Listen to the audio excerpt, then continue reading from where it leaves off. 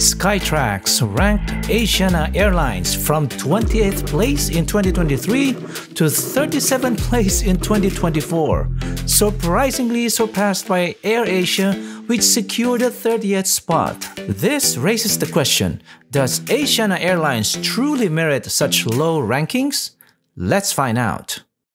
Hello fellow travelers, in this video, we'll explore this question as I take a flight on one of the older aircraft still in service, the Boeing 777-200ER. Our journey takes us from Manila, Philippines to Incheon, Korea. Upon entering the business class cabin, I immediately noticed the dated seat design, which closely resembles that of ANA's Boeing 777-200ER aircraft. If you're interested in my review of ANA's 777-200ER business class, you can find the link in the description. Personally, I'm not a fan of the yellow to beige color combination of the fabric upholstery. I won't spend much time with the seat amenities since you're likely already familiar with them. However, here are the highlights. There's an 18-inch screen in front of me with a tray table awkwardly placed beside it. A countertop next to me with the wet wipes, headphones, and slippers on top. Of course, there's also the lie-flat seat. Despite the color not being to my liking, the thick foam provides a lot of comfort, whether sitting or lying in bed mode. Additionally, there's a good-sized pillow, perfect for sleeping, and a blanket on top of the seat.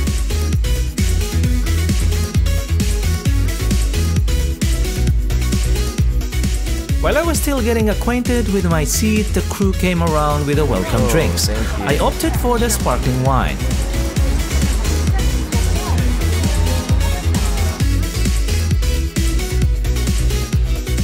As I was taking off my shoes to get comfortable for the flight, the crew returned with some amenities. Since this was a 3-hour flight, I can understand only earplugs and an eye mask were provided.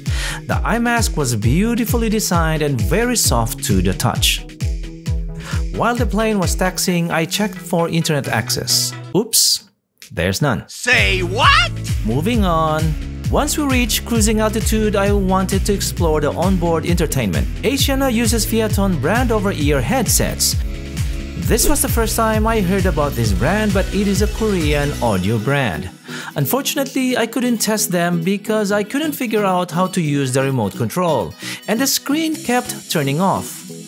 Well, you might ask why I'm using the remote control? It's because it's not a touch screen.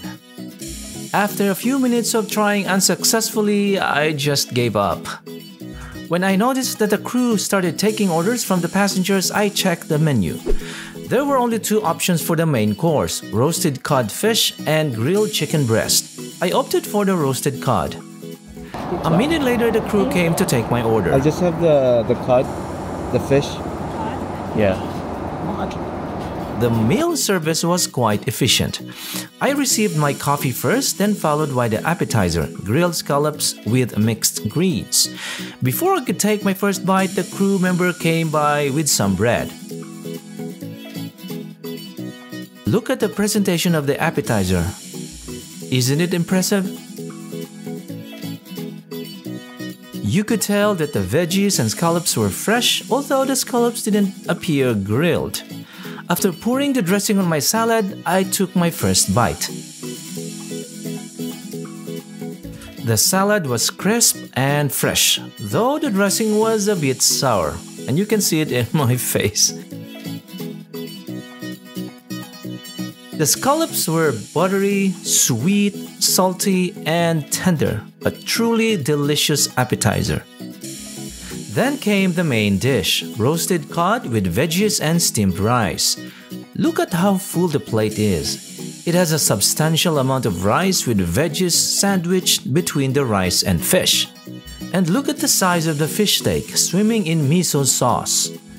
Comparing this dish to the one from Singapore Airlines, you can see how much smaller the fish and the overall portion are. When I cut a piece of the meat, my fork glided effortlessly through it, a testament to the fish juiciness.